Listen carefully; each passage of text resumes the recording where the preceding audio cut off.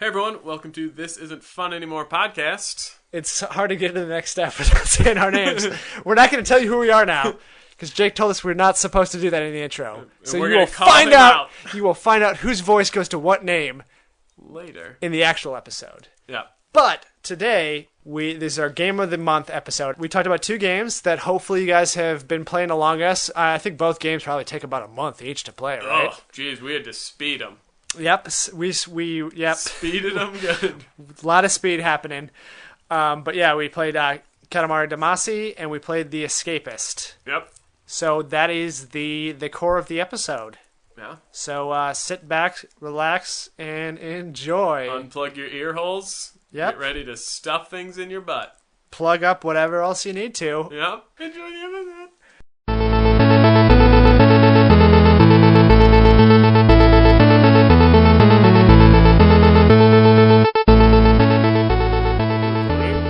Is this real? Is this real life? Yeah. But I still have... I'll just forfeit. No, you can't give up on the weather. No, I'm giving up.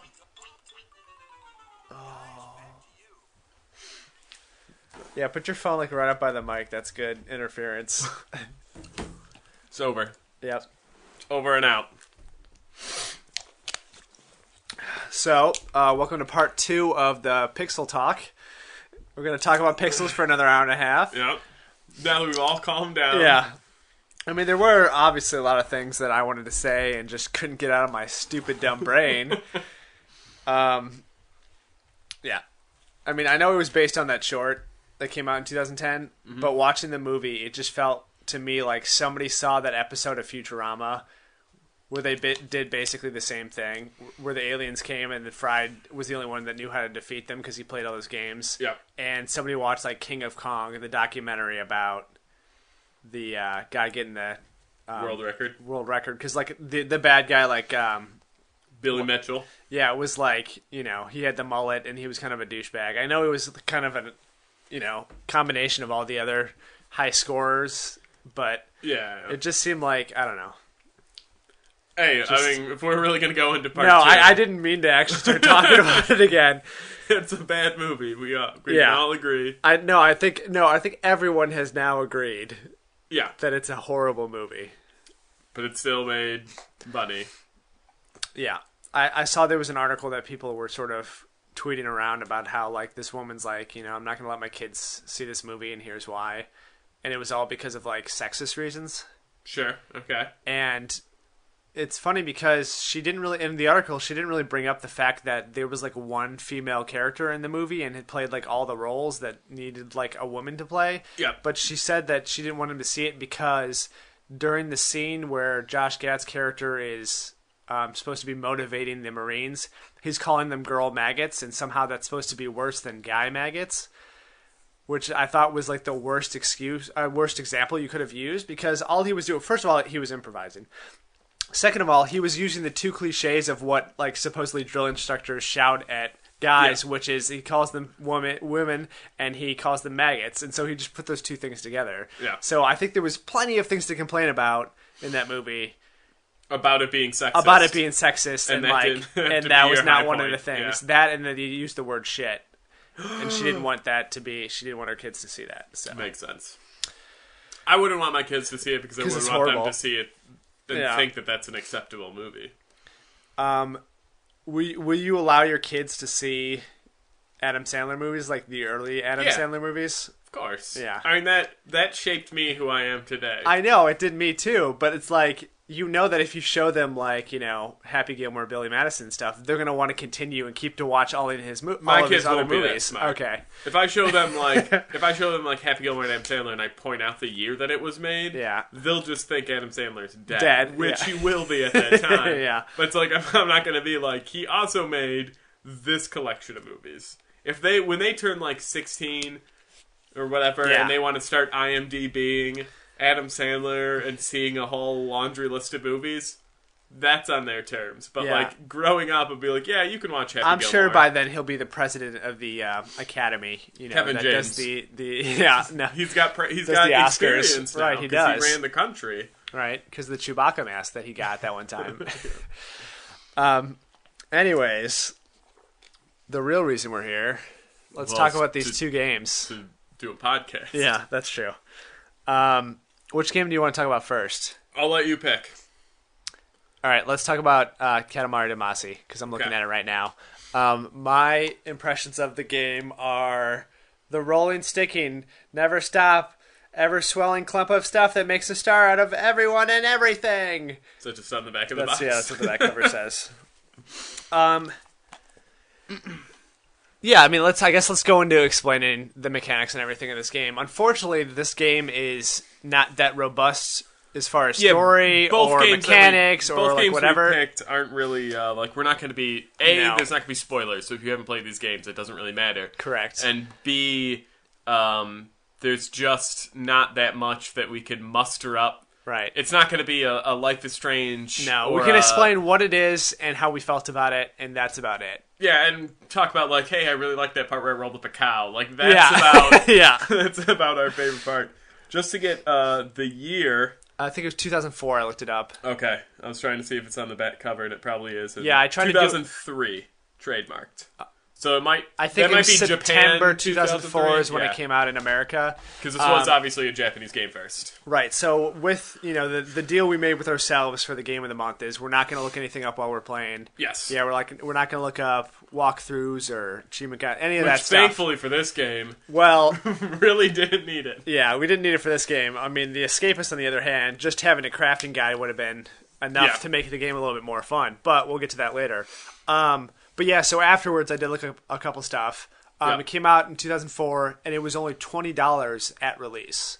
So this was never a full-fledged title. Yeah. And I didn't play it back then, but playing it this time, it just felt like a mobile game, if that makes sense. Yeah. I don't the mechanics probably wouldn't work in a mobile game. I'm sure they could figure out a way to do it, but I just meant the feel of the game. It's it's a very simple thing. It's all about sort of fun craziness. Yeah, you could pass. I mean, I hate doing games because we never know when to start. But this is exactly you could have never played.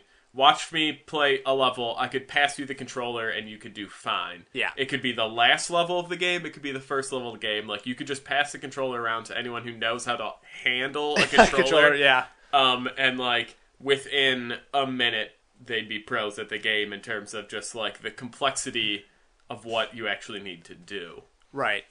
But so you are. Before we get into the in-depth story, this is really in-depth cutscene. I mean, there's a lot of cutscenes in this game, surprisingly. Yeah, there is, but I mean, they're all 12 seconds long, right? And, they're about Japanese children watching TV. watching TV. Okay, and then they're just Mom. Yeah. But the whole point of the game is you are a ball. I guess we'll just call it a sticky ball. Well, you're technically that little guy that's controlling the ball. Yeah, but you just see him. Yeah. Pushing. Well, what starts off before you even get control of this guy is, I guess, the King of the Cosmos, I believe his name is. Yep. He gets drunk one day, and he destroys all the stars. He destroys a universe, the universe, all universes. Because he's drunk, when you're drunk, you just destroy stuff. You do crazy things. And you supposedly are his son, this little guy that's the prince of all cosmos. Right? He's like a little star child, but he looks like... two cylinders stacked perpendicular on each other, wearing a green Teletubby suit. Yep. That's an accurate description. So it's your job to fix this mistake. Yeah. And to do that, you must start off with this little sticky ball, and you must go around and roll up enough things to match the mass of one of the stars or planets he destroyed. Yes. Because, that's... And, it's the old Indiana Jones sandbag on the thing. It's as long as it's the same weight and size. Who cares what it's made of? It doesn't matter what it doesn't matter if it's made of a bunch of rats and thumbtacks. Yeah, that's and $5 yen coins because there's a lot of those around. That's just Jupiter. Also, now. Did you notice you can get soy sauce packets? Yeah. And they're shaped completely differently than they are here in the States. Yeah, they're shaped like the white little fish. Yeah. Yeah. But okay. So Prince, he destroys worlds. Yeah. You kind of see that little cutscene, whatever. First of all, the intro is great because it's literally just a Japanese television show where it's just there's a bunch of crazy sounds. There's purple pandas dancing.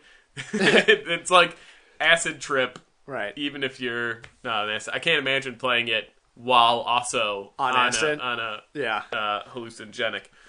But so then, the game starts off, you do this cutscene, blah, blah, blah, you see they destroyed everything, you know that you're in charge. It kind of immediately thrusts you into tutorial level. Yeah.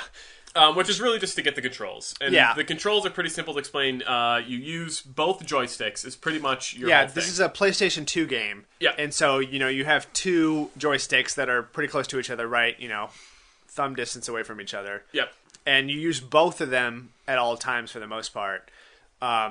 So, two to the left, make it go left, to the right. So, that's the learning curve was just getting used to using both sticks at the same time rather than one to control the camera and one to control your guy. Yes. But after 30 seconds a minute, you got that locked in. The learning curve's over. You can play the game from start to finish. Yes. Because they don't really throw any new mechanics at you. Nope. You can rotate around the ball. You can do a little dash thing, but that's about it. Yeah, I mean, in that tutorial, they teach you everything. There's no mechanics to be learned later. It's just on how often or how much you want to use them. They teach you the dash, which is you just flick them up and down as fast as you can, and then eventually your guy will kind of push forward. Yeah. Then there's also, if you click them in, you jump over the top, so it's a quick 180 turn. Yeah. The other side is, you can jump with R1, where you actually kind of get a bird's eye view. I've never used it in the game. None of those things you really need to do, like the quick 180 and stuff. It's not like gameplay is so fast that you must do that or you're going to mess up. Because, there is a time limit. But, I mean, if you fail, you can just do it again. It's like 3 minutes. Every level doesn't take very long. Yeah, I mean, I'm saying, there's so many controls that I just don't use. There's also, the L one, which is, stop and, first-person view. Right. And you're like, why would I need this? Just start rolling. I'll bump into something or I won't. Right. And, so the whole game you're seeing from the third-person perspective of, over the guy's shoulder and he's rolling the ball in front of you. But also then, for some reason, you have a front-facing view in the little bottom right corner. There's, also what he looks like the whole time. Yeah, it's I don't need to know what his face looks like. It's just to be so when you're underwater, he automatically is wearing a snorkel. Yeah. But so you do the tutorial, and then it kind of takes you to, I guess, what the hub world would be. Yeah. The hub world's divided into 3 planets. It's like, was it Super Mario World? Or like Mario Galaxy. Mario Galaxy, that's what it is.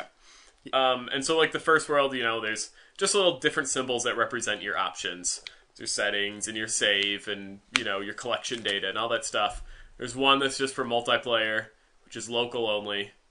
And then there's one which is where all your levels are. Yeah, I did not play the multiplayer, so I know what it is. Assuming it's just who can get the most, the biggest thing, the fastest or something. Your goal is to roll up the other person. Oh, okay. You start with the sticky balls of equal size, and there's stuff around the map, and so your goal is to obviously roll up stuff as fast as possible, but you have to also get big enough where you can roll the other person. Right. If you guys bump into each other when you can't roll each other up, some of the stuff falls off, which is then, what happens in the normal game also. Yeah, so then if you're just the right size, you can keep bumping them and then collect everything real quick and roll them up. It's not very fun. The levels are super small and compact. Yeah. So it's not even kind of the joy of going through I don't know, a world and then finding each other. It's more of just this map is literally a tiny room that doesn't really have elevations, and there's just a bunch of yen coins on the ground. Yeah, and you're I collected 20 and you collected 18, I win. Yeah.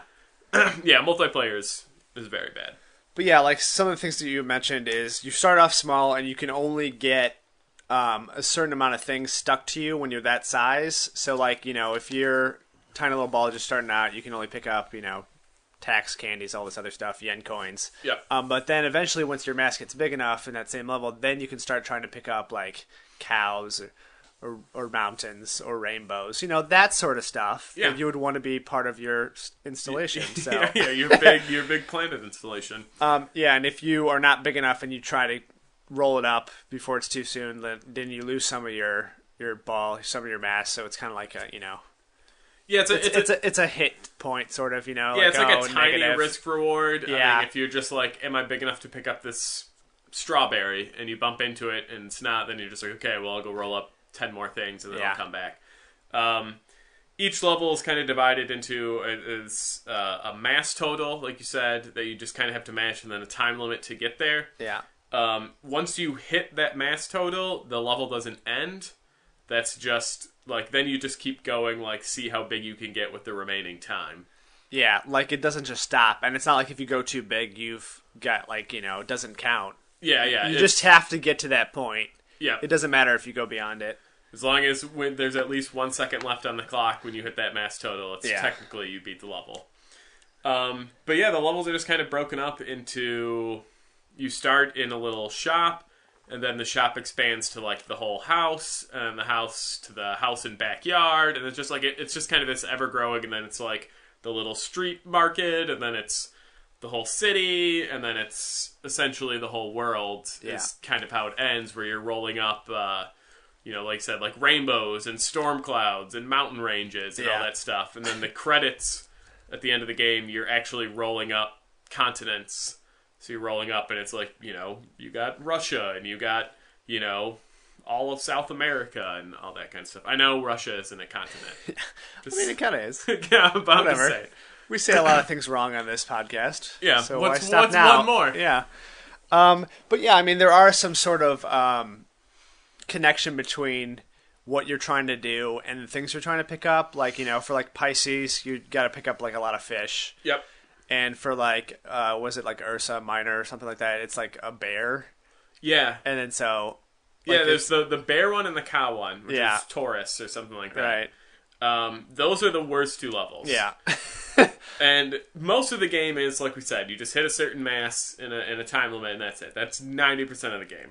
Then there's these two levels, which are find us one bear or one cow and the level ends. But the problem is what it counts as what's a bear and what's a cow. They're tricks. If you pick up a teddy bear, that counts as a bear and the level ends. Yeah. If you pick up a cow painted traffic cone, that counts as a cow. Yeah. And your goal is to obviously pick up the biggest thing that you can. But so those levels are so stressful because it's like, if you just bounce... Because there's no, like, exact logic. Like, once you figure it out, then you can sort of piece it backwards. But, like, going straight for it, it's like, I don't know what's going to work here. Like, Yeah. And I mean, it's PlayStation 2, so there's loading screens, and there's no, like, quick restart. I mean, they add those in later Katamaris, where it's just like, you just want to retry level. So it's like, I'd get to a point where I, like, got big enough where I'm like, oh, I can actually try picking up a cow, and then I'd get bounced off the cow and roll into some, whatever, snow cone, and then the level would end, even though I was super big, and I was like... Yeah, great. like, why did that happen? I spent 10 minutes getting this big, and then the level ended because I picked up, like, a mouse that just happened to be cow-colored. Because you can't always see the things you're picking up, especially when you're larger. Yeah. Another thing we didn't mention, I know these are just small things, but there really isn't much other to talk about, is like if you get a big piece, like a big box or something, it then kind of makes your ball wobble weird, and you have to then collect more things. If like there's an animal that's going to come up behind you, it tells you, it goes like, watch out, because I guess if it hits you, it knocks some things off. Yeah, I mean, I've never really got hit by it, because it's like, it gives you warning. It's the same thing as like bumping into something too big. It's just like, you hey, don't really something notice too after big a while. for you is going to bump into you. I mean, I don't know. It is like, I really enjoy the game. To me, it's a very zen game. Like, I can sit there, and besides the cow and bear levels, I can just play, and it's like, it's not stressful to me. Like, because if I lose, it's not really a big thing. You're just sitting there rolling things up, and there's like a little satisfaction in getting big enough to roll up shit that gave you trouble earlier. Right. You're in a small space, and you're like, God damn it, this person keeps walking back and forth and kicking me around. Yeah. It's like, it's fun to get big enough to then go and pick that person up and just be like, yeah, fuck you, little girl. Where are you at now? You're stuck to me. You kind of go through this whole life cycle in one level. You start off this little tiny thing, and then you, like, the master of the universe by the end of it. Yeah. Literally. I love the music. Yeah, the music, I will say, like, right away, that got me. I was like, yeah, this music's pretty good. Yeah. Like, the sound design's good. It's fun, it's silly, but like the music, I mean, it's a mixture of like, I don't know, like J-pop and like some other stuff, but for some reason it just kind of works for me. I typically don't like J-pop. Yeah, I don't But either. it is, like, it starts off like serene and nice and like almost like a lullaby. And then, yeah, I mean, you're just You just kind of get into it. I don't know. That was the thing that I thought was the best. I would give that like a 9 or a 10 out of 10. Yeah, I mean, all of the games have a relatively good soundtrack, but they all kind of base it on this first one. The first one everyone liked because they were just like, this is so weird and different, but it's still kind of enjoyable. Like the Japanese like guy who tries to sound like, God damn it, I can't think of his name. I know what you're talking about. Like the Croner, where he's just like, Katamari, Damacy. Like, I don't know, like they're just like singing about the fucking ball of glue. But yeah, it's enjoyable. The other games kind of parody on that as well, where they all just kind of like do different things. Where like one of them is the theme song to Katamari, but it's all done by just animal sounds. Okay, it's like, okay, well that's kind of weird. Yeah. But yeah, that's the thing that I remember. Like that was my takeaway as well. Like the first time I played it, like, yeah, that's a pretty good soundtrack. Well, yeah, especially coming at it for the first time now, like 11 years after it came out. Yeah, you know, its age certainly shows, and the fact that it wasn't even a full title means it probably wasn't even up to par graphically as other games. Because like this is like 2004. What was I doing in 2004? Yeah, I was playing like Halo 2. And graphically and visually, this does not compare at all. No. But the fact that it was just $20 when it came out, like, that makes sense. Like that. Like I wish I had this game on my phone right now because I think it's cool. I'm sure there's a version. I'm sure there is too. But I think it would be fun to just like pick it up for a second and just play a level or something. And like the fact that like now it's like, okay, I gotta go. Got to plug in my machine. I got to put the disc in. I got to wait for it to load and all that stuff. So if I have to go through all that, I'd rather play like a big story game rather than this. You know, it's such a casual game for me at this point because I have no nostalgia tied to it. Plus, that's the same it only takes a couple hours probably to do the entire game because I didn't get to the very end, but I didn't play for that long, and it like percentage wise, I was like pretty far along. Yeah, I mean my numbers at the end. I picked up 1,239 different objects. Oh, I didn't write that down. And I was at 86% of the total collection. Yeah. So yeah, the things are just the last like little touch-up stuff before we move on. If you beat a level fast enough, you get a shooting star for that level, which just basically it's like a gold star. I mean, it's like getting a gold star. Yeah. I mean, it's like there's a part where you could just look at everything you've created. And then you push, like, each shooting star is tied to a button, and then you can push that button to just watch the shooting star go by. Yeah. It's nothing, it's like, it really doesn't mean anything. Yeah. If you hit a certain size in each level, after you beat the game, you unlock Eternal Mode for that level, which is... Like a survivor mode sort of thing? No, what they do is they remove the time limit. You start at the same size, they remove the time limit. Forever. You just have, you know, like, see how big you can get, and then you just end the level. But, if you really wanted to play the first level and just see what the maximum size you can get. Each level, there's a gift that the King of All Cosmos throws down there. All this is like if you roll up that gift and end the level with the gift still in your ball, it's kind of like an accessory that you can give your prince so that when it's showing him in camera view in a little corner... Like, he'll be wearing a scarf, or he'll have headphones on, or he'll have a camera around his neck. The only thing... Which I feel like for Japanese children was probably like a huge draw. Yeah. Well, the thing is with the camera is the only one that has a use, and there's actually a picture mode where you can then take a picture of the screen, I think it is. So I think it still shows your ball in it. Yeah. And then there's actual, like, in the options, like, here are the pictures you took. I don't do that. No. And then there's the full collection, which shows you all the items you have broken into different categories, such as, you know, where it was in place or size. The thing that me and Caitlin like the best is these are clearly supposed to be written, like, because each item has a description. Yeah. And they're supposed to be written like an alien who doesn't understand Earth or what they do. So Caitlin said that she would read these and just laugh at some of them. I wrote some down. They're quick. Okay. I'll be brief. No, we got plenty of time here. It's we're running out of time. For lipstick, it says, a painting tool used by pretty girls to make them even more pretty. Yeah. For a thermometer, it says, it's used to measure temperature. Put this in your mouth, armpit, or ... Leads off your A mouse lives in the house, but it doesn't think it is really part of the family. Sounds sad. Yeah. And the ant, it says, these little guys work harder than humans. That was just like a quick snippet. But each one has a description. I think, like, people is just like, this guy sure loves to eat. And it's like, fat American. Like, it's really... Yeah. It's really Japanese. Oh, yeah, you could say that about everything in this game. It's really Japanese, guys. Yeah, there's no like Americanized culture where you're just like, I'm rolling up a French fry. But every like stereotype I feel like of Japan and Japanese games of this era is in this game. Yeah, at once. I mean, that's really all I have. Like, I would say,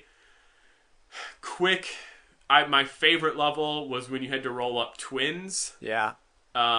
Just because they'd have like Bucket Twin and Bucket Twin B, and you had to get both parts. Yeah. That's a constellation level. My least favorite times like the Cower Bears, but I don't know, it's fun, but at the same time, it's like you said, it's a very casual game. Yeah. It's a casual game. It does not. Like there's not a real ramp in difficulty. There sort of is, but like most games, they'll throw a new mechanic at you. They'll throw a new power, something at you as you progress through it. This is like I said, the first couple like things you figure out everything there is to know about the game. Then they just sort of tweak what you have to pick up. Yeah. And I guess reading about it afterwards, they had to fight to keep it that simple. Like, the publisher really wanted them to add more mechanics and more things. And they said, I don't want to... They're like, no, we don't want to do that. And, I mean, I think it works. It's fine. It's a fun, charming game. And for a $20 game at launch, like, I think that makes total sense. Like... Yes. I have no complaints with this game as far as... Other than, like, you know, sometimes there's glitches. You get stuck. Yeah, you gotta restart a level because like things just mechanically don't work out because it's all based on physics, and sometimes physics in games break down or are wonky. So yeah, there are parts where I think what's most broken is you can get to a certain size where you might end up getting stuck. Yeah. Like if you're under a picnic table and you just happen to pick up that last item where now you can't get out from under the picnic table, the game kind of glitches out. Just shit starts falling off the Katamari and like. Rapid fire just so you can kind of like wiggle out, but then you've lost a crap load of time because you're just stuck and you can't move, right? And then B, you just lost like everything you picked up, and you can't re-pick it up or anything, and you can't re-pick it up because pretty much once it falls off you, it falls to the stage for like a second, like Sonic Rings wise, where like maybe you can get a couple, but then it just kind of falls through the floor and disappears. And there's other stuff where you can get stuck in between two poles that you can't pick up, and then the game kind of glitches out as well. Yeah. I mean, I guess that's about it for me. I think those were all my thoughts. I don't know exactly why Caitlin thought it was going to make me angry to play this game. Yeah, I don't know why. Other than it's an old game, I mean... I think it was more of just like, this is so far from the Chris wheelhouse. I mean... But yeah, I mean, sort of. It's not like... I mean, I still play, like, simple, fun games and stuff, and, at some point I played kids' games when I was a kid, but, like... Yeah, I mean, I don't think... the thing is, like, this game, and I will say there's We Love Katamari, which is the sequel that came out for PlayStation 2 as well. There's an Xbox 360 version that's called Beautiful Katamari. Yeah. All of them have the same art style. All of them have kind of the same music. All of them have the same controls. So if you... like the sound of this game, but you have a 360, you can try and just go straight for Beautiful Katamari. If you have a PSP or the portable or whatever it is, there's two games for that. Or something. Yeah, it's like Touch My Katamari. Yeah, it is. So it's like it keeps coming out. Yeah. The guy did one other game that wasn't Katamari. And probably got destroyed for it. It's called Nobu Nobu Boy, and I think it's PlayStation 3.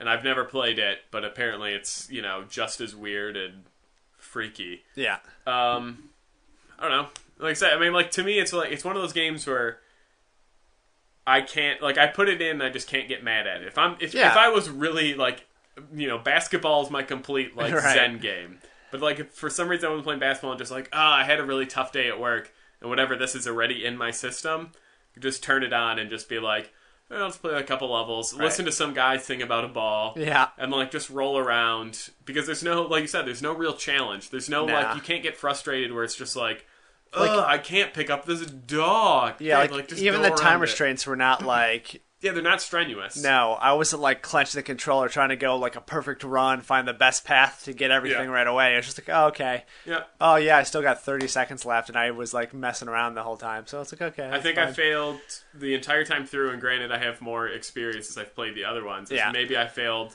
a level.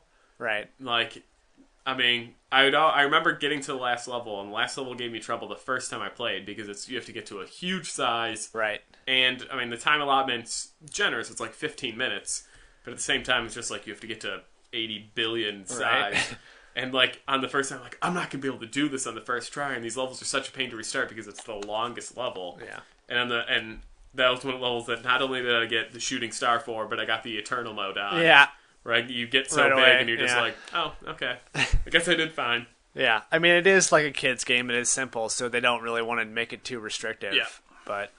Yeah. Also, I guess just to wrap it up, we got an email from our super fan Chris too, and he said that like he borrowed his friend's PlayStation 2 to play this game for a couple hours. He said he didn't have much to say either, other than it's super fun, super charming, and the music fits the mood of the game admirably. Which we agree with. Those are kind of the same things we said. And he's like, there isn't much to say. It's just funny, huge ball, rolling up full of cows, other stuff like that. Yeah. Yeah, I mean, he said he didn't finish the game, but he feels like he knows what it's like. Yeah, the same thing we said. Like, just because there's not a lot to say about this game doesn't mean it's not worth playing. Yes. It's just simple and fun, and like once you pick it up and play a level, you'll know exactly what we're talking about. So. Yeah, I mean, this is definitely not a game to go get a system for if there's a game on it. I wouldn't. If I was getting a 360 now, Beautiful Katamari wouldn't be in the 10 games I tell you to get. If you were getting a PlayStation 2, this probably wouldn't be in the 5 games, 5-10 games to get. If you have one of these systems and you see it at a garage sale or something for $3, or you go to or you have GameStop if you got like a 5-year-old that wants to play a video game, this is a fun game. But I mean, it's fun, it's charming, I enjoy it, but I also wouldn't necessarily seek it out. I wouldn't eBay ultra rare sealed package Katamari Damacy for $50. It's like, okay, because you either play a level, and like you said, like Chris 2 said, and like you said, it's you played 2 levels and you got it. That's the game. Yeah, it's just go through the rest of the motions. Right, and I guess if you don't like it, then you're probably not going to like it at all. Yeah, exactly. You're not going to get level 3. You're not going to be like, this really isn't grabbing me. I'll keep playing. It's just no, you have to get bigger, and now it's longer time limits. There's no this really turned around at this level. Right. When I first put it in too, there was a lot of text-based dialogue that I was I was reading it, but I was like, okay, let's go. Okay, I want to get to the game. But then after that, I was not engaged in the quote-unquote story. Yeah. But I didn't really mind it as much because there's not, there's not much there. But when it does happen, it's crazy and weird and. To finish up the story, which you destroy all King of All Cosmos gets drunk, destroys everything. You're slowly putting it back. They have little snippets of, like you said, 2 kids who are the only kids that have noticed that all this stuff has been destroyed. Right. Because they're even though the first thing they see is a news report on the guy saying, "Hey, apparently all the stars are gone." Yeah. And then now back to this, and it's back to some serpent jumping on a big guy. Yeah. And they tell their mom, and mom's like, "You're crazy." And then, and they all block heads for some reason. They're kind of really rectangular. And then it turns out they slowly go through the day, and that their dad's an astronaut, and they called off the moon launch because the moon wasn't built. And then your last level is to build the moon, which is probably one of the smallest of the things that you created. In the whole game, probably science-wise. And then that's it. And then once you create it, the King of All Cosmos is gives himself a big pat on the back for making you go do it. Right. It's just we did really good sending you to do it, and you did okay. Yeah. But that's just the King of All Cosmos. He's wacky. He's crazy like that. But yeah, okay. That's all I got. All right. End scene. All right, so the other game of the month, this month, was The Escapist. Yes. And it is an, 8-bit, 16-bit, crafting game. Yeah, it really is. I was going to call it, I was going to call it a puzzle game, but it really is a puzzle game. I was going to say it's supposed to be like a prison sim, but it's not. It really is just a straight puzzle game. it is just about finding about the crafting and the mechanics of the game. It's kind of like if Minecraft made a prison. You know what I mean? Like that's exactly what it is. Yeah. But yeah, you're just an inmate that's in a prison, and your goal is to escape. Mm-hmm. That's about it. You have the entire jail is kind of like a sandbox for you to play in, for you to try to combine different items until something magically happens. Yeah. I don't know. I was kind of trying to give an overview, but I kind of just explained the entire game at the same time. Yeah, that's the whole. Like, you don't know why you're in prison. You get to design your character in a very rudimentary fashion. Yeah, and you can name him. You can name actually everybody in the prison, including the guards, if you wanted to. And then you just kind of thrust into this prison, and then that's it. I mean, like, I talked about it, I think, when I gave a brief overview of the Escapists. Is just like there's a tutorial, but the tutorial is such garbage.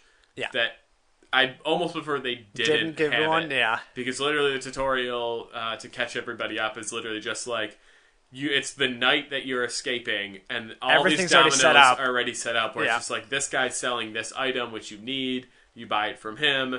You get cutters, or you get the shovel, and then you dig yourself out. Yeah, you get like a screwdriver. The first thing you do is like go to one guy who then you're able to buy a screwdriver from. Yeah, and then later on in the game, it's impossible to find a screwdriver. Yeah, and then it's just like you walked out and none of the guards. Right, basically it was nighttime, and there was all these open doors in front of you, and all you had to do was walk through them. They're like, okay, now you do it. Yeah, and then that's it. Yeah, that's it. Yeah, then you wake up in your bunk.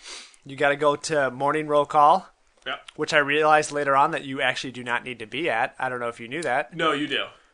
The first time you do, but after that you can leave. You can just walk up to it and then walk away. Yeah, you have to walk up to it. If you don't go to it at all, then when they're doing a roll call and your name's not there, they think somebody's escaped and the prison goes into lockdown. Yeah. But anyways, so they use that time to tell you basically whose bunks they're going to search. Yep. So that's a good reason to go to roll call.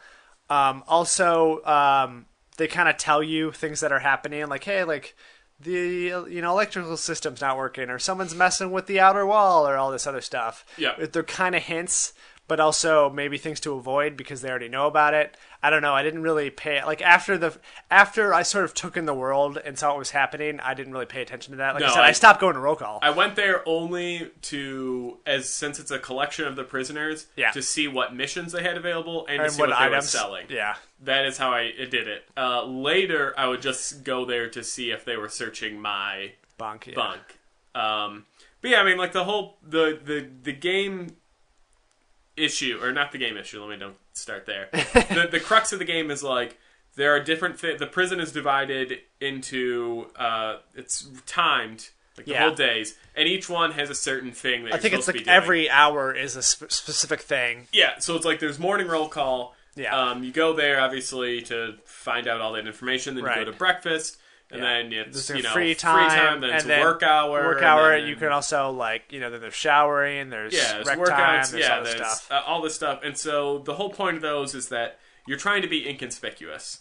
So there's a couple counters. You have a health counter. You have how much the guards are interested in you counter. And then you have like a money counter. Fatigue. Yeah, and then the fatigue. Yeah. So to keep the guards uninterested in you is to essentially go to where you're supposed to be and do what you're supposed to be doing at the right times. You're supposed to be eating, you should be eating at the rec hall. And then your guard counter slowly goes down, and then, they're less interested in you. That's like your day-to-day thing. Then it's lights out and you go to your bunk, and that's when you can save, and you can only save at the end of every day. Yeah.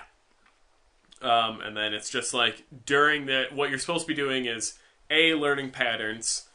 And then B, during times where you have maybe free period or when you can kind of slink away, is when you're supposed to be starting to put together your ideas on how to escape. Yeah.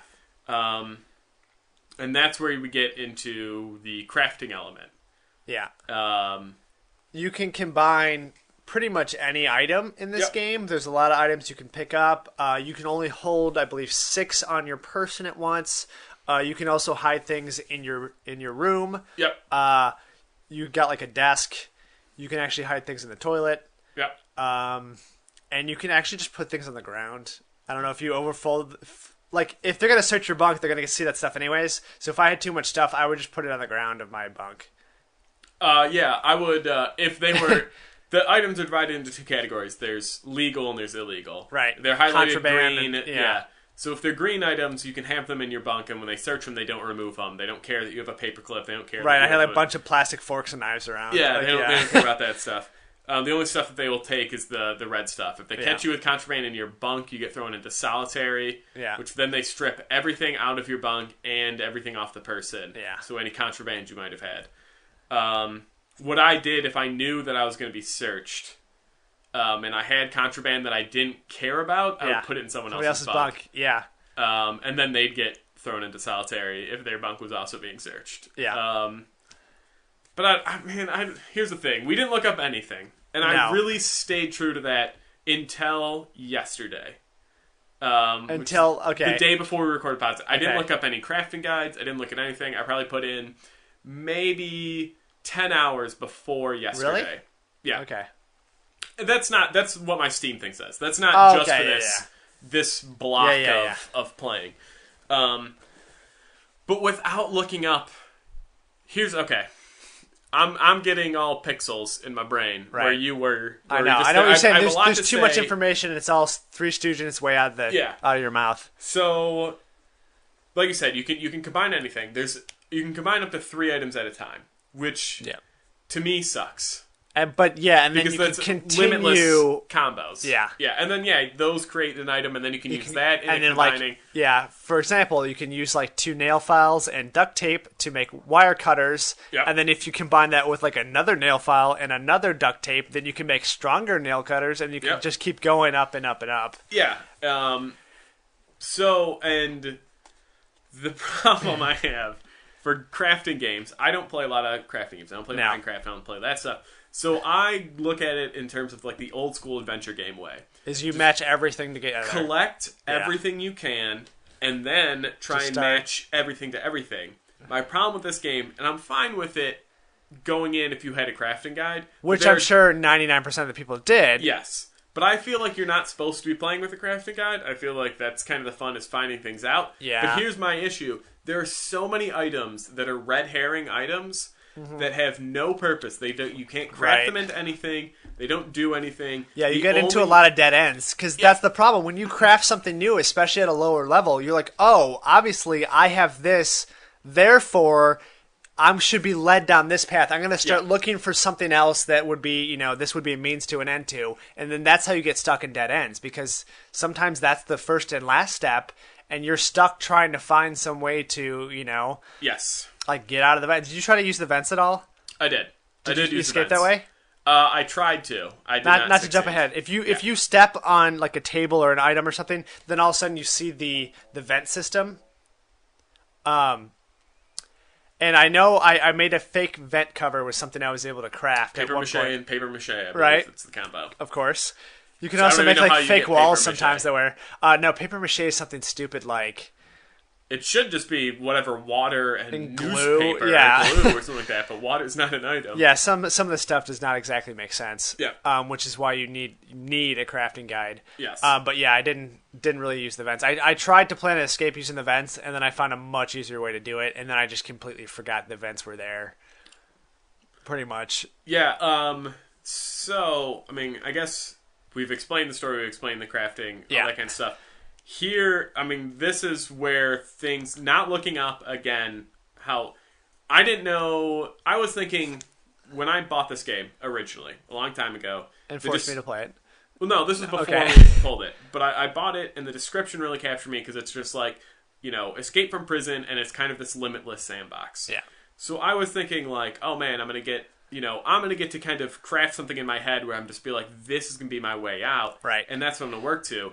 There's really only 3 ways you can escape the prison. Yeah, they don't tell you that. I didn't want to jump ahead to that point yet. Okay. But yeah, I will say that at first I was really excited because I was like, yeah, I'm going to use my creativity. I'm going to think of a plan and then make it happen in the sandbox. And that's not possible. No. It's more like try to solve the puzzle they've already set out for you. Try to find the mechanics. Try to find sometimes the broken systems that are in place that you have to exploit to get out of this prison.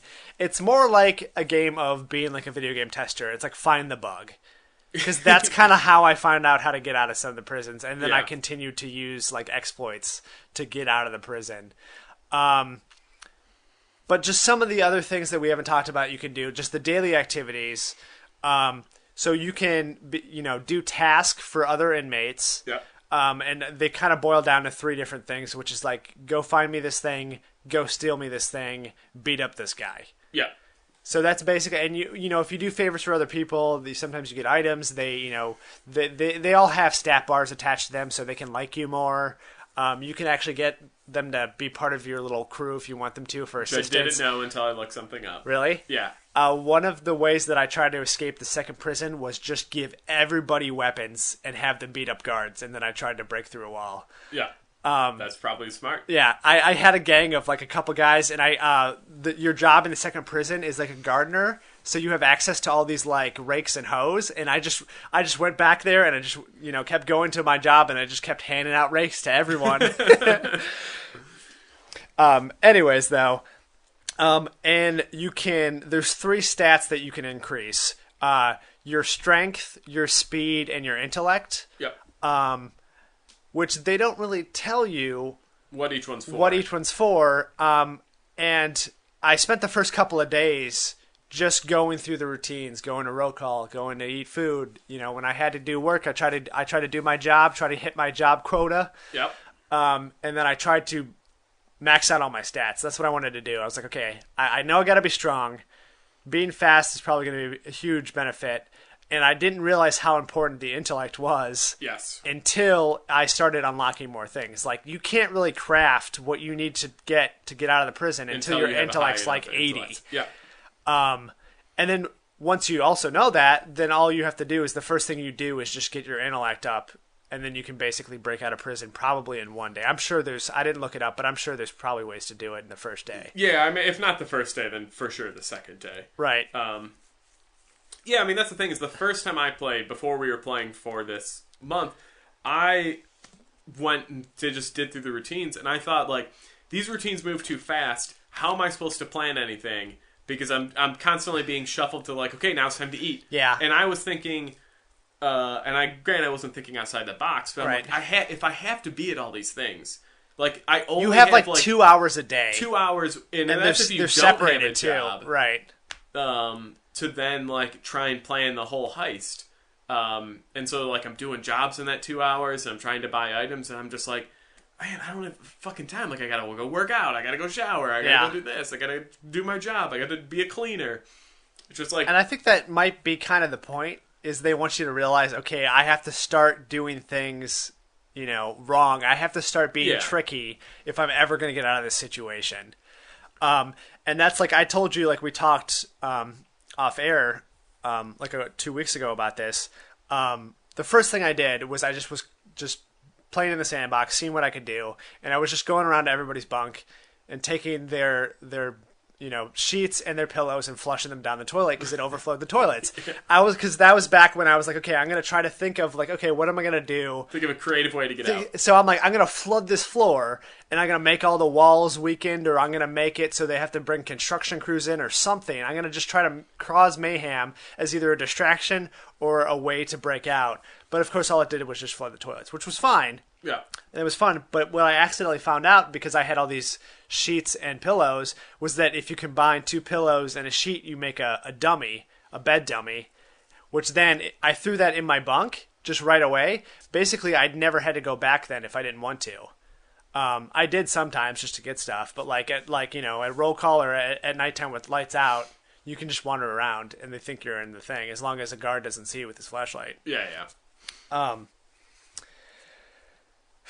But yeah, that was my first quote unquote attempt. Was I just did everything by the book for a couple of days, laid low, just talked to some people, see what's going on in the prison. Then I just started messing around, and realized that anytime I thought of an idea and tried to do it, it wasn't going to work.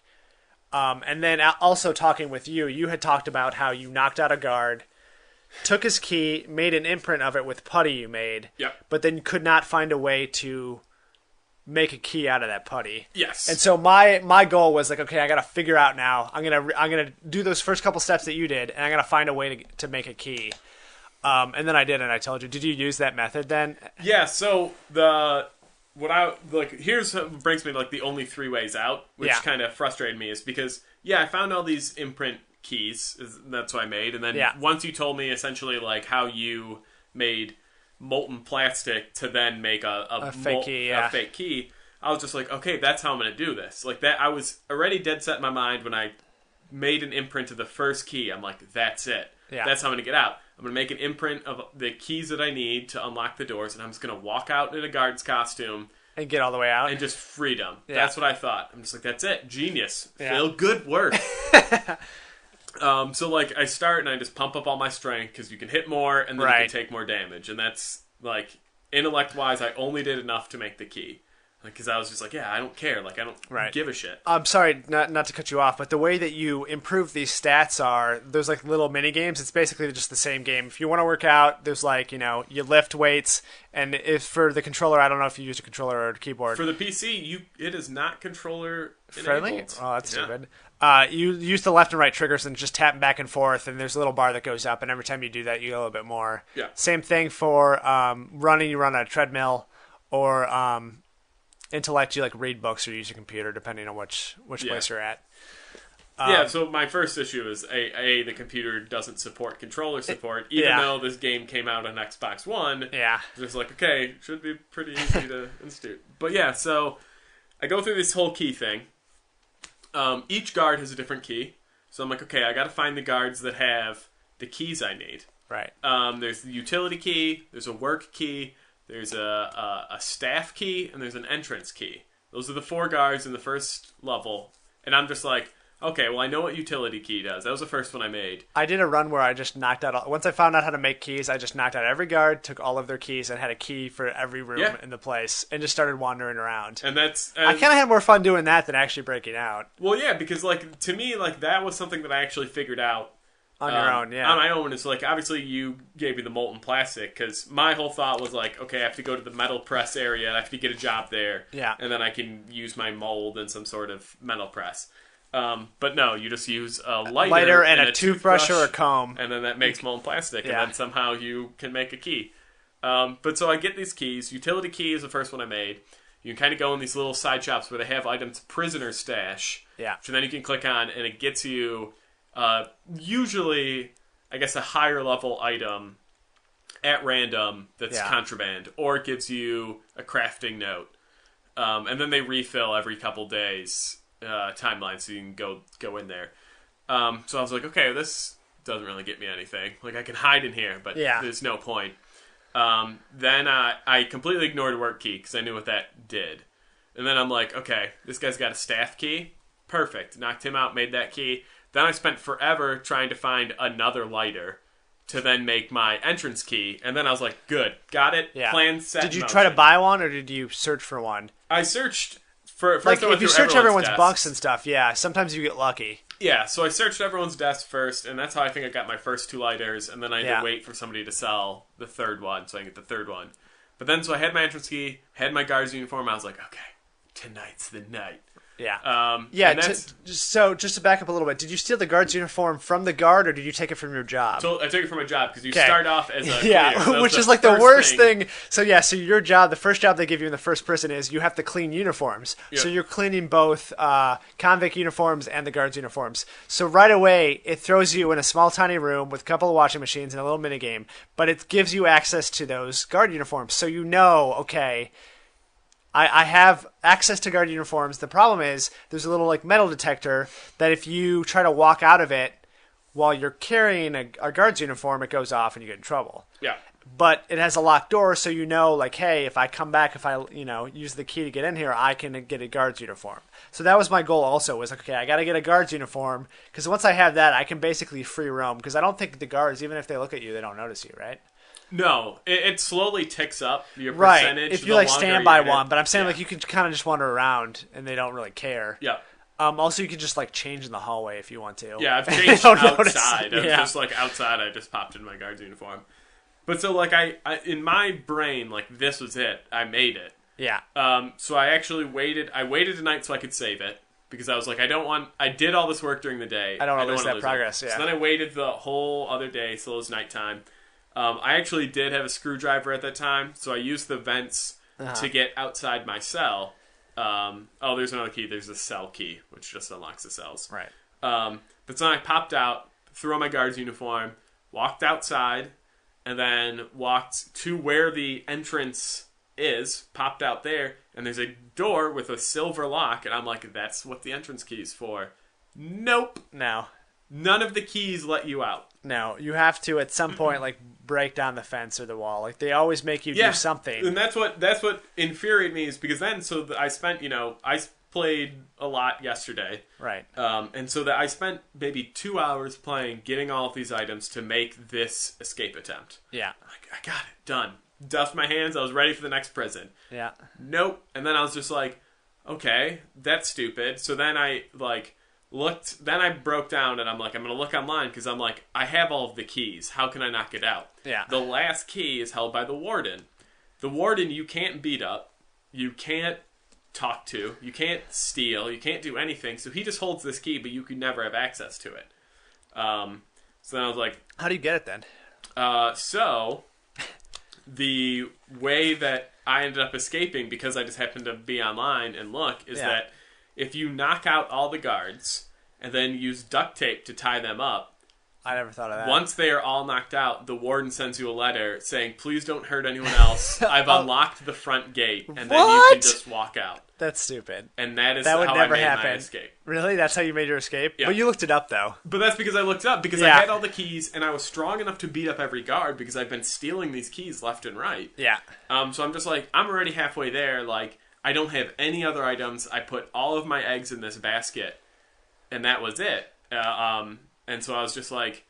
What really pissed me off is finding out that you either have to dig under, you have to snip, or you have to beat up the guards, and those are your 3 outs.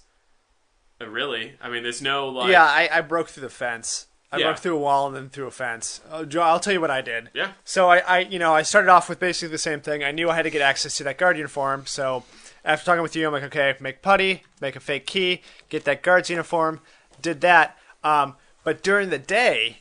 During my free period, I was going south out of the prison. So, where you have the roll call is that little sort of square that you stand in. Yeah. Directly below that, there's double doors that go out to this big yard. Yep. I would just break the wall next to those doors because the doors are locked at night. And so I would get it down to 4%.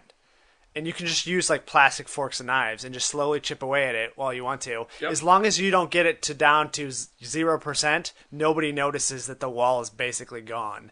That's very weird. Yeah.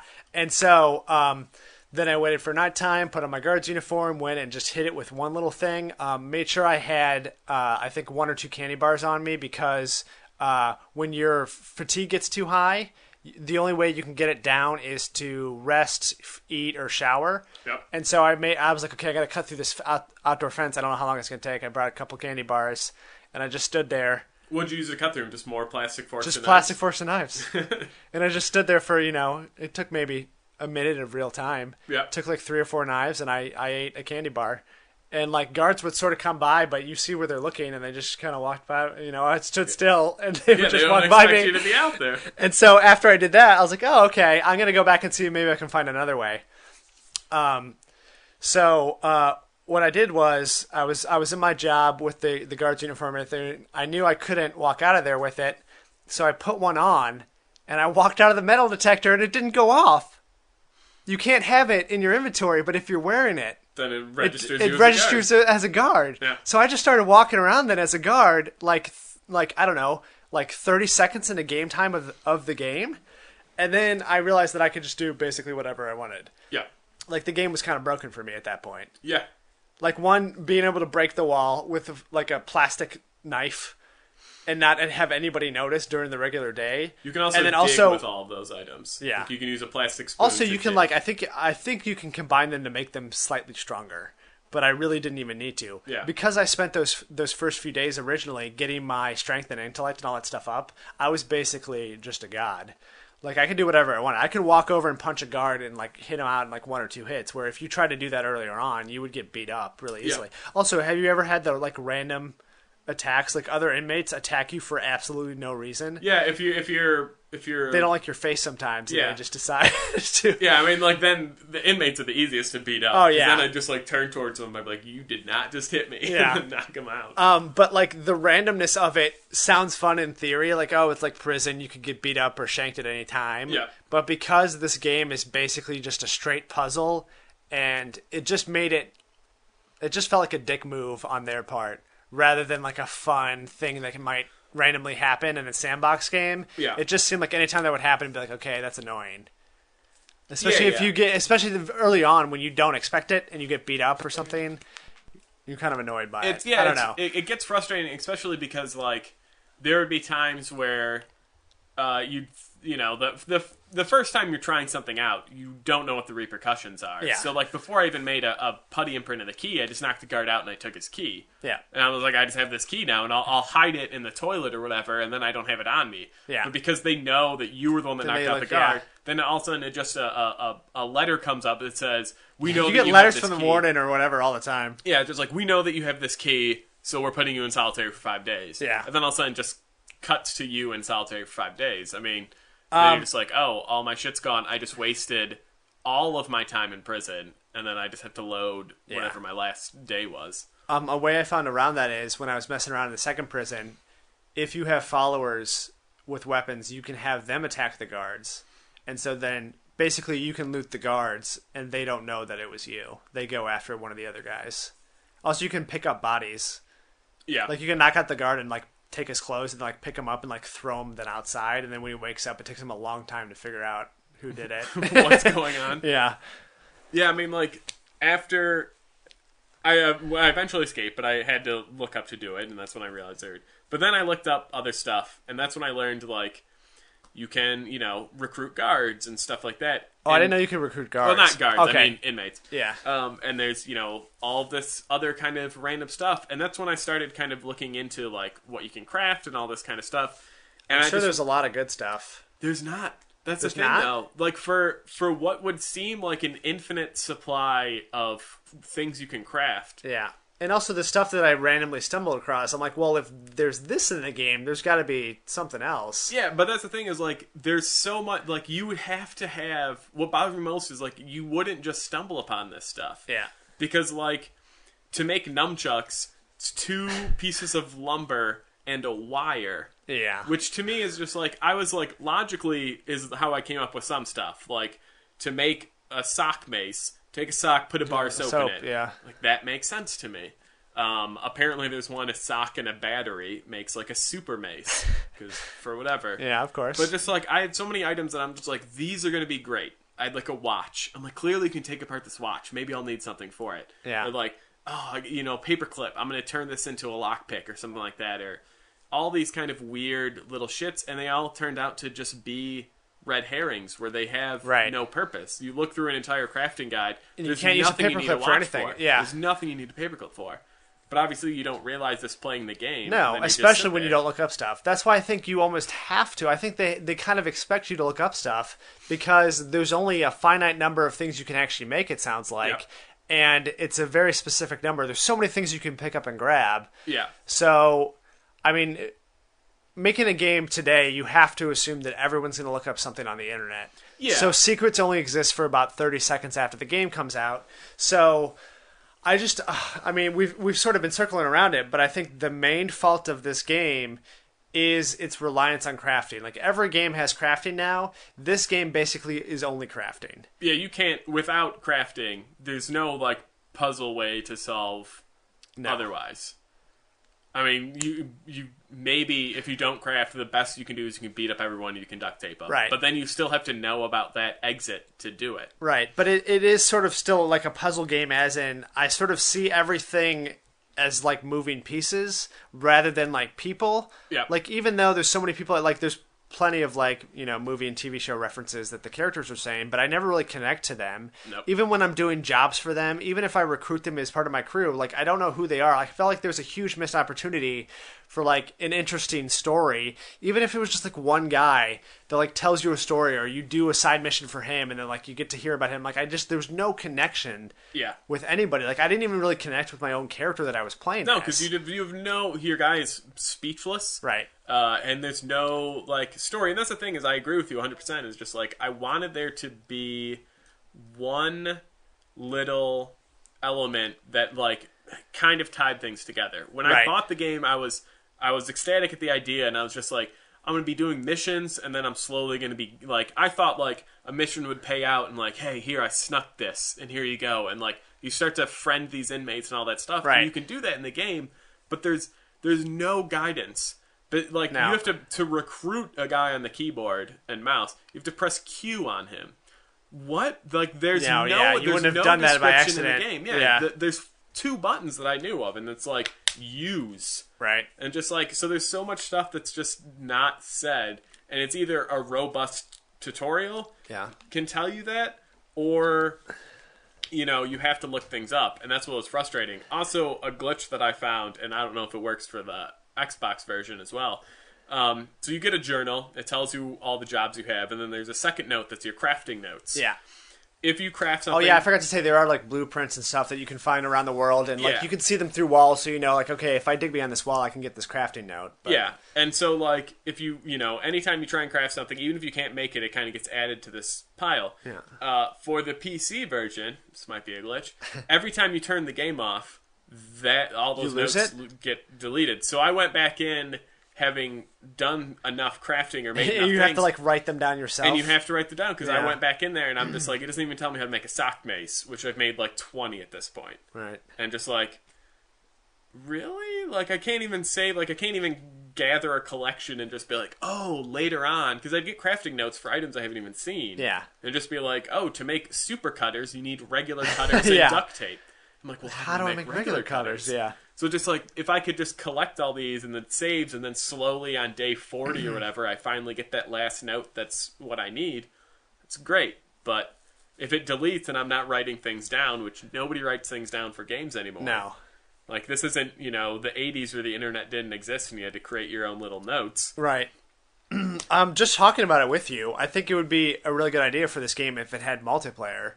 Like co-op, like it'd be fun to like go in a prison with your buddy and like just saying like, oh, like you made the putty, and I was like, oh, I figured out molten plastic. Just talking about that and finding a way to break out a prison together was far more fun than actually playing the game. Yeah. Yeah, no, I agree. So like it would be fun if like you had other cellmates or whatever, like other people were trying to break out at the same time, and you could like befriend them and find out ways of what to do. It's like you go over there and you turn off the power or something, and I'll go this way and knock out a guard. And yeah, if they all they'd have to do, up the difficulty, make the guards a little bit smarter. Yeah, and then you can make a multiplayer, and then just like, oh man, they're tossing my bunk. Like, can I store some shit in your room and stuff like that? And you're just like, working together would be a great idea, but like just having inmates that can follow you around and attack what you attack is great. But just like, again, there's nothing that ties it together. And as much as I liked the concept, I really just thought the execution and explanation were just so flawed that it's just like, yeah, the first 10 minutes, maybe half an hour of this game, I was having a blast. I'm like, this is gonna be great. This is gonna be the greatest game ever. Yeah. But after playing it for a couple hours, after breaking out of 2 prisons successfully, I don't know, like 3.5 out of 5, maybe? I'd go 2. You would go 2? I'd go lower. Just because the thing that killed me is just the limits of ways you can get out. Right. If this was Minecraft, where it's to the point where you can build anything, your dreams. There's so much more creativity, I think, in Minecraft. There's so much more quote unquote like realness in it, because like, hey, if I start digging on the grass, then there's mud, and then there might be rock, or there might be diamonds or lava, or like all this other stuff. Just the fact that there's 5 layers of earth makes it deeper than anything in this game. Yeah, and I'm not saying this game had to be Minecraft, but it's one of those things but it kind of promised something that it didn't deliver. Yeah. And it had so much potential that wasn't really realized. And like, I think it was good that we sort of didn't look up stuff. I guess you did at the end. But I feel like, I don't know, I'm trying to figure out if this game, if they expect you to look up stuff or not, because it's kind of a game that forces you to look up stuff, but if you look up stuff, then the game's not fun. Yeah, because you know exactly. Right, like, if you're just okay, following a tutorial walkthrough of how to get out of this prison in 5 minutes, then why are you playing the game? You're just going through the motions that somebody else came up with. So it's, I don't know, it's just a miss for me, I guess. Yeah, well, that's exactly. I don't think you're supposed to look things up, because I think it's supposed to be the thrill of finding these notes that tell you how to build things, and then you just stumble upon it on your own. Like, the first time, you put a key in putty, and you're like, oh, I've done it, I've solved it. Yeah. But at the same time, because there's so many items, and there's so many items that you can't make. Like I said, like I at the end, I had a whole desk full of items that were apparently completely useless that I've been hoarding. That I'm just like, pedicure kits. Yeah, I'll need something with this. You can use the nail files to make wire cutters. In the pedicure kit? Yeah, I think they're in there. Two nail files and duct tape, you make wire cutters. And basically, if you have high enough strength with wire cutters, you can break out of a prison, like out of the fence in like 3 seconds. Yeah. It takes like 3 swipes. So that's the thing is like, because I just had just a pedicure kit, you're just like, something I can do with it. And then like, I don't know. I agree. I don't think you're supposed to look anything up, but at the same time, it's almost impossible not to. It makes it impossible because there were a couple times, like the first time I played, even before I did the key thing, like I had an idea on how to escape, and then, like you said, with the toilets, like, you have this idea in your head, and you're like, yes, this will work, and then you go through all the trouble and how many days you need or whatever, and then you're like, no, I can't do it. I physically cannot do it. The game doesn't work that way. It would be way. easier to break out of a real prison at this point. Yeah, I've spent so much time, and I can't do it. Also, like I was kind of saying, I don't know if I said this on air or not, but once I figured out how to break out of that first prison, I just kind of used those same things with the other prison. Like, okay, I knew that I had to get a guard's uniform, which meant I have to get a guard's key, so I had to do the key and the putty and all the other stuff. Yep. Then I just did the same thing. I had enough cutting tools, waited till nighttime, put on the guard's uniform, went to a wall and broke through it, and then broke through the fence. Like, I did the same thing that I did in the first prison. Yeah. It was a little bit harder because my job was different, so I didn't have direct access to the thing. But other than that, it's like, okay, there's basically, like you said, 3 things you can do.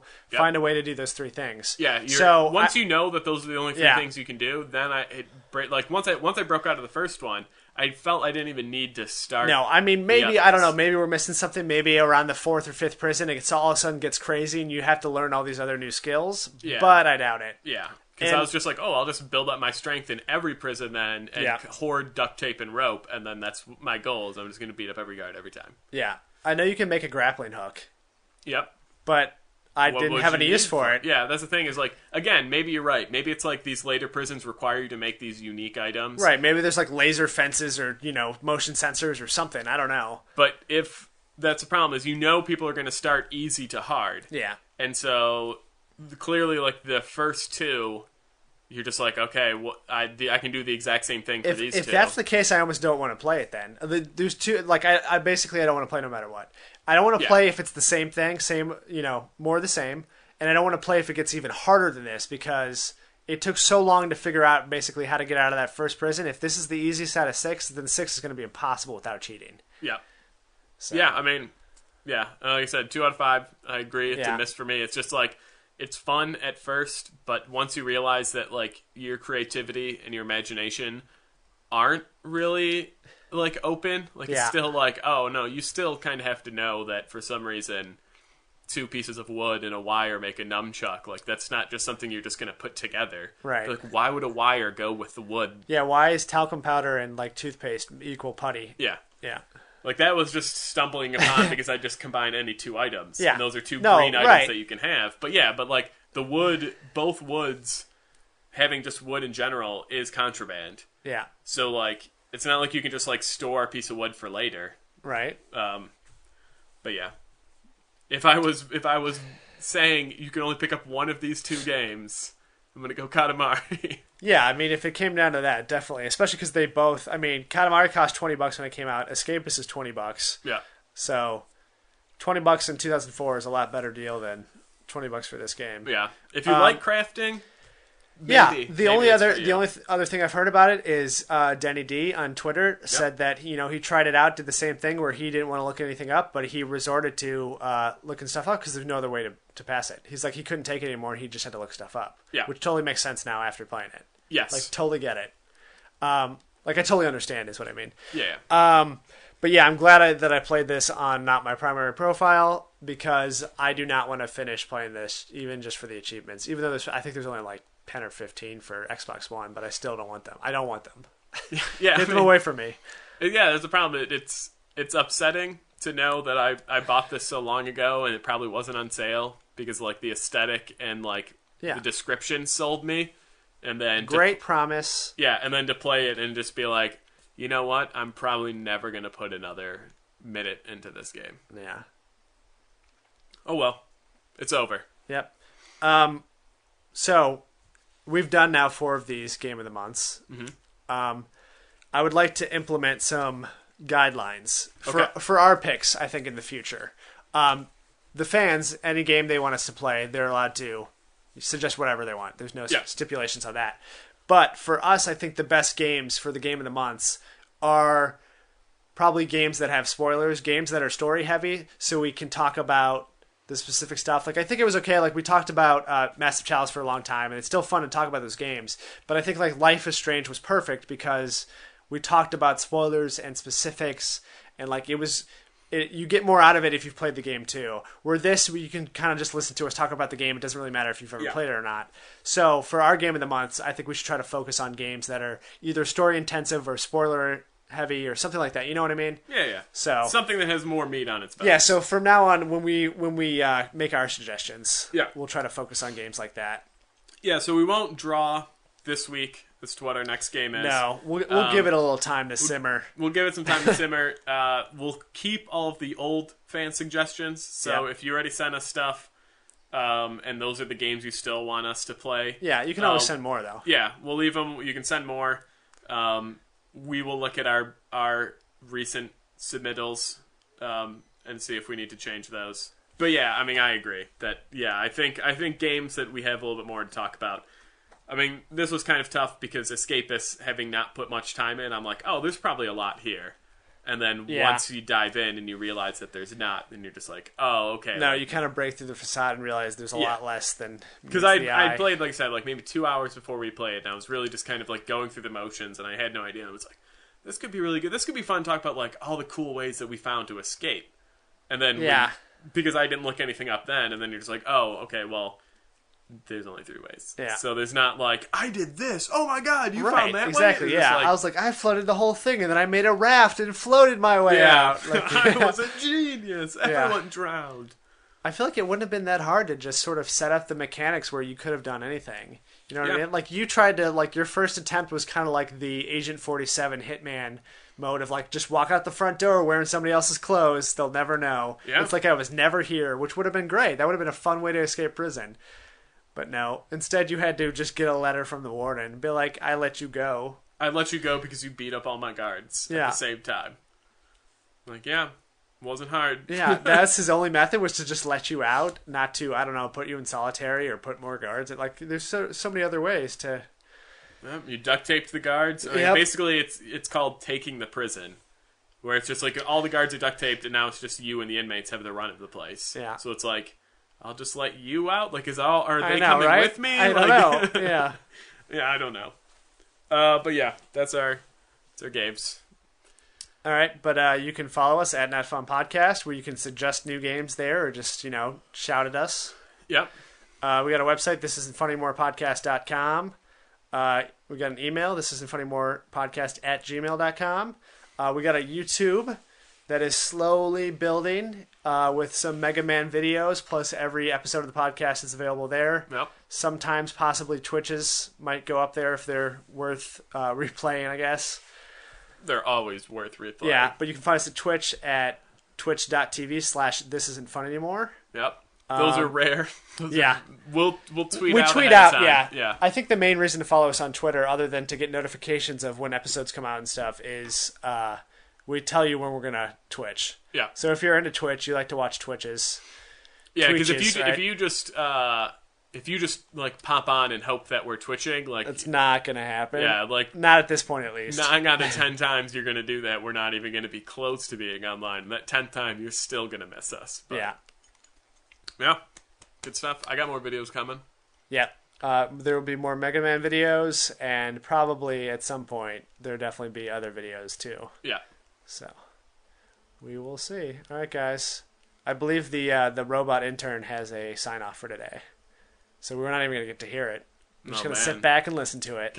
Should I fake laugh or fake cry? I think both would be appropriate. That's a good one. No, Phil, don't touch me there. Touch me. Here.